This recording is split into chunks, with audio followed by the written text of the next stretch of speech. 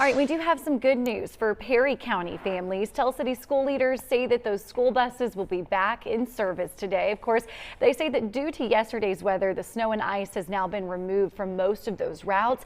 However, a few are still considered not safe. So because of that, bus drivers are going to actually contact you if an alternate pickup location is needed. We know that school leaders say if you still feel that it's not safe, you can call the school and your student's absence will be excused.